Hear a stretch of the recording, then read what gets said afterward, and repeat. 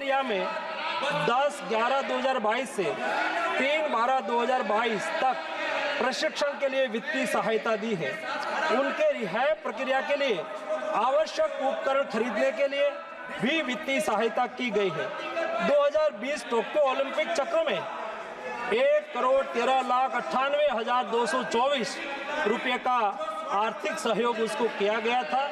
224 Paris Olympic चक्र में भी टारगेट ओलंपिक पोडियम स्कीम में 53,35,746 और वार्षिक ट्रेनिंग एवं स्पर्धा कैलेंडर में 17,10,000 कुल मिला के 17,45,775 रुपया हमारे खिलाड़ी को आर्थिक सहायता करके उसको सक्षम करा गया।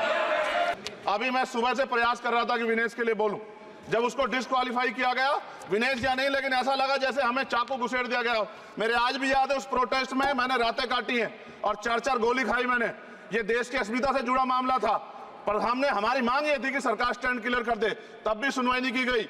जब मंत्री बोलने आए तो हमने उनसे कहा कि हमें कुछ इन्फॉर्मेशन चाहिए, उस पर बात नहीं हुई। सवाल ये है सर, एक गोल्ड हमारे लिए आ रहा था और जब ये गोल्ड आता देश गौरवान्वित होता। और क्या व्यवस्था थी सर कि उसका वेट बढ़ गया, पता ही नहीं लगा सिस्टम के लोगों को। क्या बेवकूफी की गई है, ये सोचने का विषय है सर। ये बहुत महत्वपूर्ण देश की बेटी का मामला है। ये हरियाणा की बेटी नहीं है सर, वो एक जात की बेटी नहीं है, वो हमारी बहन है, देश की बेटी है। और आपने क्या किया हरियाणा के साथ?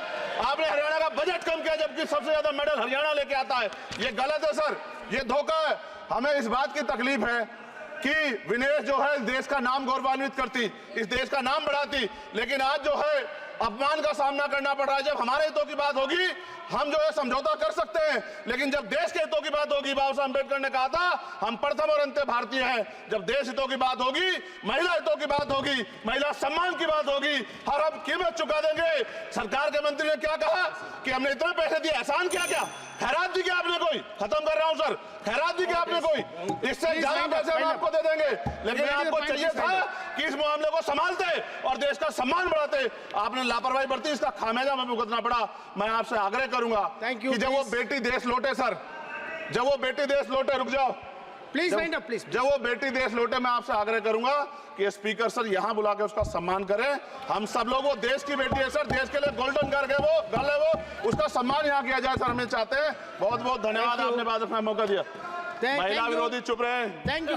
कोई महिला विरोधी नहीं बोलेगा बीच में। श्री विशाल पटेल प्लीज।